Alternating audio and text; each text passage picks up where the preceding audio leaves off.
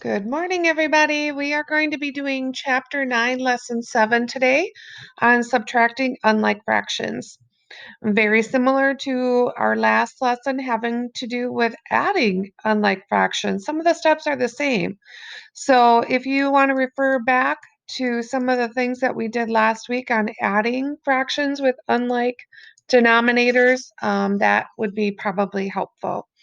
So moving forward today, if you need to get to this page, go ahead and pause this and find Chapter 9, Lesson 7. And we're going to start with Math in My World. So example 1, it says a female Cuban tree frog can be up to 5/12 of a foot long. A male Cuban tree frog can be up to 1/4 foot long. How much longer is the female Cuban tree frog than the male? Because we're looking for the difference, obviously, this is a subtraction problem. So we've set up 5/12 minus 1/4.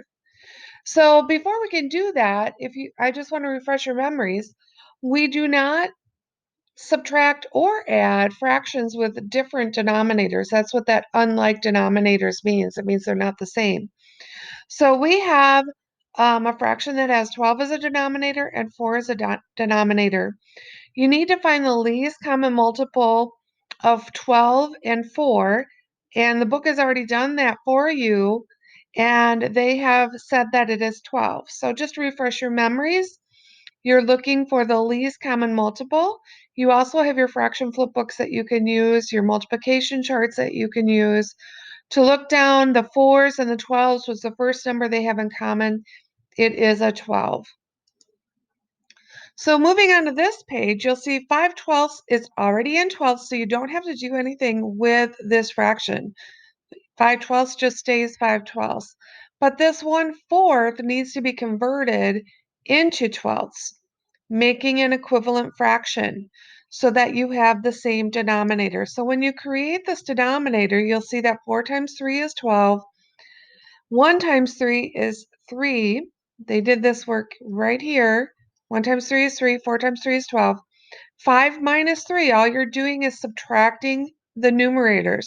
Notice your denominator is staying the same, and then you have to simplify by using the greatest common factor. The greatest common factor that goes into 2 and 12 is 2.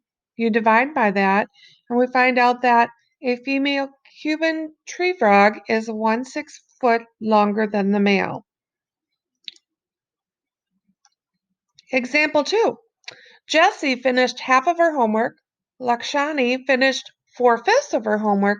What fraction more of her homework did Lakshani finish than Jessie?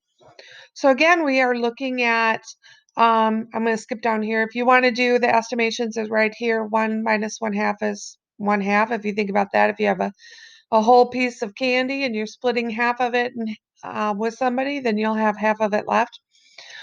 Subtracting 4/5 minus 1/2, 5 and 2 are not a common denominator. So you need to find the common denominator to go with 5 and 2. So in order to do that, we have to find what's called the least common denominator. Looking at your multiples of 5 and 2, if you go down the list of 5s, you make a list of 2s, in other words, 5, 10, 15, 20, or 2, 4, 6, 8, 10. The first number they have in common is 10. Both of these fractions this time have to be converted into tenths. So you're creating that equivalent fraction by multiplying by, how do I get from 5 to 10? I'm multiplying by 2. How do I get to 2? From 2 to 10, I'm multiplying by 5. Remembering that when you're creating an equivalent fraction, you have to multiply your numerator by the same number as the denominator. So in doing this, 4/5 becomes 8/10. 1/2 becomes 5/10.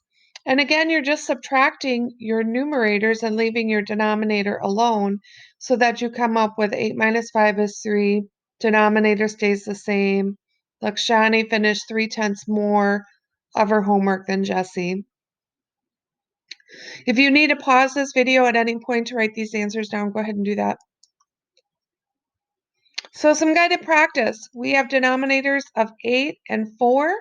Again, you can look down your multiplication chart. 8 starts with 8, so 8, 16, 24, 32, and so on. 4, as you look down the multiples of 4, you've got 4, 8, 12, 16, 20. Notice I said 8. That's the first number that they have in common. That creates an equivalent fraction, or a common denominator of 8. So let me turn on my writing tools here. And we have to change 1/4 into eighths. 3/8 is already in eighths, so we don't have to do anything with that. But think about, what do I multiply 4 by to get to 2, or to get to 8? If you're saying 2, you are absolutely right. So I also need to multiply my numerator by 2. Whatever I'm doing to my denominator, I also have to do to my numerator. So I've got 1 times 2, which is 2. So 1/4 is equal to 2/8. So what that does is it creates a new subtraction problem of 3/8 minus 2/8. And again, we don't do anything with the denominator. That's going to stay in 8. And 3 minus 2 is 1. If you need to pause the video to write this down, go ahead. I'm going to erase this.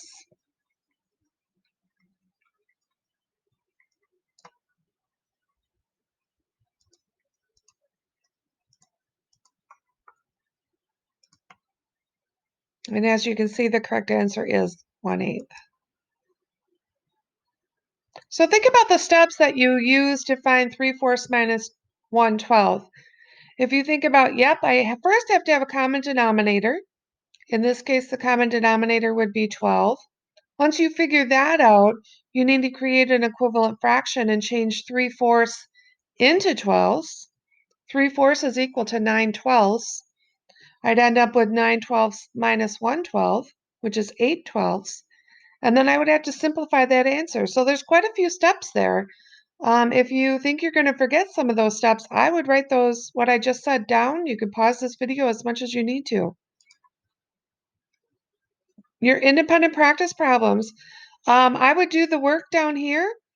We've got a 6 and a 2, making sure you're finding the lowest common denominator. 6 and 2 are not the same, so you have to create that common denominator.